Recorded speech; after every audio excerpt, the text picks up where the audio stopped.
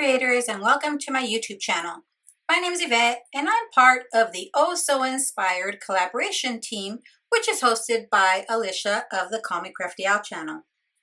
Each of the collaboration team members will be creating a project using this beautiful inspiration piece. Now this month's inspiration piece is by Tina of Cards and Coffee Time. Now I'll be sure to link to this inspiration piece that we're using in the description box below. Now I will have a link to a playlist in a description box below so you can see what the rest of the team created as they were inspired by this beautiful card. So these are the goodies that I pulled out to make my card following along with this inspiration piece. Now I loved everything about this card. It is just beautiful. So I followed it pretty closely. I'll show you the card in a minute.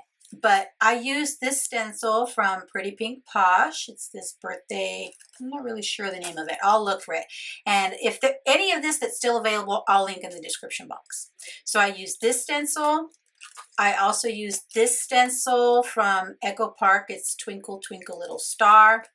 I used this die set from Pretty Pink Posh. It's the Build a Gift die set. Love this. And then I used this really old sentiment stamp set I had in my stash. It's an MFT sentiment set that's birthday greetings. So these are the goodies I used. Now let me show you my version of the card that Tina made. So here it is, guys. So Tina's card, it's gorgeous, and I didn't want to change it up too much. So I really followed it really closely. To make my little rectangle frame, all I did was grab two of my stitched rectangle dies, tape them together on the back, and then die cut that out using some white cardstock from my stash. And I cut that out several times so that I could layer it up. And don't worry, I didn't waste the white from the inside. That's what I used to cut out all the gifts and the bows and to stamp and cut the sentiment. So I used everything. And then I used these beautiful shaker bits. Now these were part of one of the advent calendars I opened this year. I want to say it was Pink and May, maybe? Not sure. Anyway, beautiful pastel little flower sequins. And here is where I used the star stencil on these gifts. For this present where you see the little polka dots, what I did was I used this die cut piece and put it over this and just stenciled or ink blended on the whole thing. So here's what was left behind, and then here's the piece I used.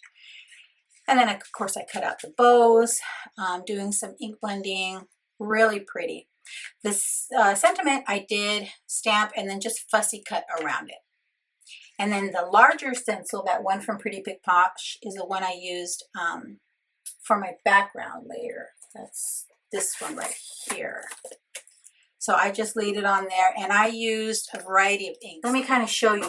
I used a lot of different colors. So I did ink blending using all Gina K inks because that's what I have. So for my yellows, I used Lemon Drop. I used Sea Glass. I think, yeah, I used Blue Sky. I also used some Emerald Coast.